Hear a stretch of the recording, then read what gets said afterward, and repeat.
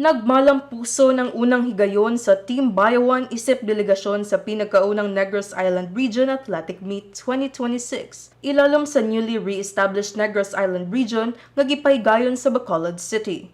Diin kini makusganong gisuportahan ni Mayor John Jack T. Raymond Jr., Vice Mayor Rismar Ayan Tihing, mga miyembro sa 10th City Council ug sa nagkalaing-laing opisina sa lokal nga pagagamhanan nga nagtinabangay sa DepEd Schools Division of Bayawan ilalom sa liderato ni Dr. Anelito A. Bungkawil.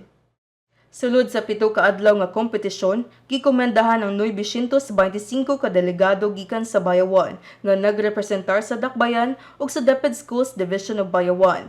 Lakip niini ang 506 ka mga atleta uban sa ilang mga coach, trainer ug mga miyembro sa working committee nga nagtinabangay aron mapakita ang disiplina, panaghiusa ug garbo sa mga bayawanon. Tungod sa determinasyon ug kakugi sa matag adlaw nga preparasyon ug training sa mga atleta ug sa tibuok delegasyon, pipila sa mga bayawanong atleta ang nagmalampuson ug nakasungkit og mga medalya. Sa kinatibuk-an nga resulta sa kompetisyon, nakuha sa Team Bayawan ang rank 8 sa Para Games ug rank 5 sa Demo Games. Sa regular sports, nakuha sa elementary category ang rank 10, samtang rank 4 sa secondary category.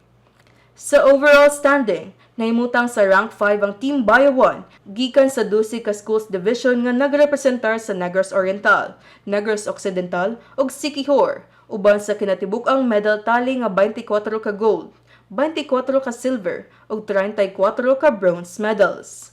Ang pipila sa mga atleta nga nag-una sa ilang mga event mupadayon sa pagrepresentar sa rehiyon sa umaabot nga palarong pambansa karong tuiga. Dili lamang sa kompetisyon sa sports nagmalampuson ang delegasyon sa Bayawan, kundi usab sa nagkalaing-laing special awards. Nasungkit sa Team Bayawan ang champion sa Best Uniform, champion sa Best in Saludo, ug champion sa Best Wellness Space. Mga parangal nga nagpakita sa kahapsay sa presentasyon ug panaghiusa sa delegasyon.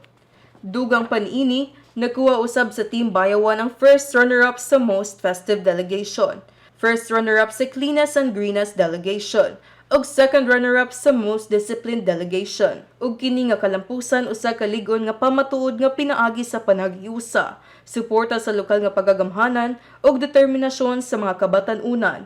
Padayon nga mutaas ang bandera sa Bayawan sa natad sa sports, dili lamang sa rehiyon, kundi sa tibuok nasod.